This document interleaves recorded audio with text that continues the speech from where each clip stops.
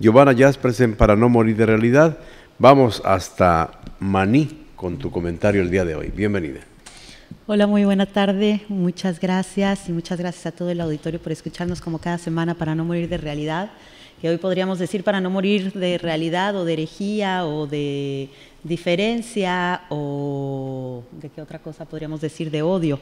En realidad el auto de fe de Maní es uno de los hechos históricos que más ha marcado a lo que podemos conocer hoy de la tradición maya, de la cultura maya y de cómo se desarrolló, digamos, antes de la llegada de los españoles.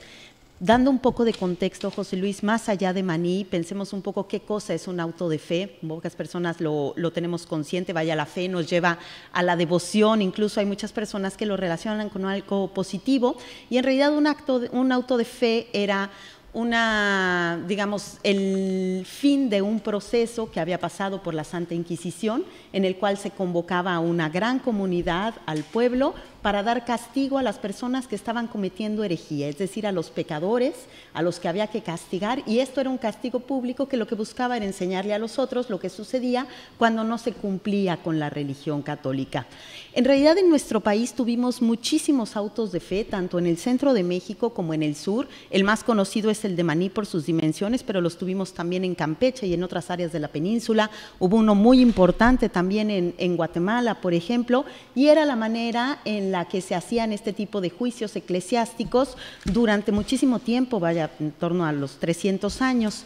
En el caso concreto de Maní, ¿qué fue lo que sucedió con el auto de fe? El auto de fe está registrado el 12 de julio, pero pensemos que por el cambio en el calendario gregoriano, en realidad este 12 de julio, que estamos a unos días de ello, correspondería más o menos al 22 de julio nuestro. Y lo que sucedió es que en aquel momento dos jóvenes, según se relata, acusan a unas personas de estar adorando ídolos al interior de una cueva. Esto van inmediatamente con la persona responsable del convento de Maní, que sabemos que tenemos allá un gran convento del siglo XVI espectacular, que tiene pintura mural, que tiene retablos, y acusan a las personas de estar cometiendo adoraciones dentro de las cuevas. Pensemos que las cuevas, los cenotes, eran sitios de comunicación en la tradición maya y regularmente eran la marca de entrada al inframundo también. Pensemos que veníamos de una tradición politeísta en donde la adoración de los dioses era también la manera de conservar los ciclos agrícolas, la lluvia, justamente tener cosecha, alimento, fertilidad y de con esto conservar también un poco el equilibrio en el mundo. Así, después de que se da la acusación, lo que sucede es que la noticia llega a Fray Diego de Landa, que todos conocemos muy bien en la península de Yucatán. De hecho, hay sitios donde llegamos y tenemos su imagen en escultura y su rostro de manera continua, incluso confundiendo un poco el bien y el mal en la historia.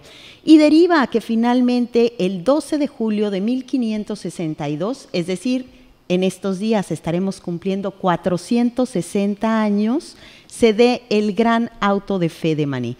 Esto sucede justamente en el atrio del convento. José Luis, tú seguramente has estado en muchísimas ocasiones en Maní. Tenemos uno de los atrios más grandes, un espacio público muy importante, y pensemos que el auto de fe era un poco como un ritual, es decir, está relacionado con el teatro y con la representación. Los únicos que no eran actores ahí, que no estaban siguiendo el ritual, eran justamente quienes iban a ser castigados. Las víctimas. Se convocaba a la gente, había determinados tiempos, había ciertos diálogos. En el caso de España, por ejemplo, incluso acudía el rey a los autos de fe. Es decir, se convirtió también incluso en como una suerte de fiesta en relación al castigo, al maltrato, y cuando uno lee justamente las crónicas y los registros históricos podemos encontrar frases como: lo colgaban públicamente en la ramada de la iglesia por las muñecas y echándole mucho peso a los pies y quemándole la espalda y la barriga. Es decir, no estamos hablando únicamente de objetos o de cosas, estamos hablando de personas. Como en el libro Vigilar y Castigar de Foucault. Exactamente. Y aquí vamos, por ejemplo, con la cita que nos da el padre José de Acosta. En la provincia de Yucatán había unos libros de hojas, a su modo encuadernados y plegados, es decir, códices, en que tenían los indios sabios la distribución de sus tiempos y conocimiento, las plantas y animales y otras cosas naturales. cosa grande de curiosidad y diligencia, pareciéndole al doctrinero que todo aquello debía ser de hechizos y arte mágica, y porfirió que se debían quemar, y quemándose aquellos libros, lo cual sintieron después no solo los indios, sino también los españoles curiosos que deseaban saber los secretos de aquella tierra. Si tratamos de dimensionar, José Luis, hoy, con nuestros ojos, con nuestra mirada, lo que sucedió en aquel evento, en donde no solo se maltrató públicamente a personas, se mostraron los castigos que tenía la Iglesia con ellos, se perdieron también 5,000 ídolos de distintas formas y tamaños. Por ídolos podemos comprender en aquel momento únicamente la representación de la deidad. 13 piedras grandes que servían de altares, 22 piedras pequeñas en varias formas, 27 digamos, registros, glifos de signos y jeroglifos en piel de venado, es decir, 27 códices y 197 vasos de todas dimensiones y figuras. Es decir, la quema de las imágenes, de los símbolos, de toda una religión, de la tradición y la palabra, que aquí es algo muy importante en relación a la concepción que se tuvo después de la cultura maya.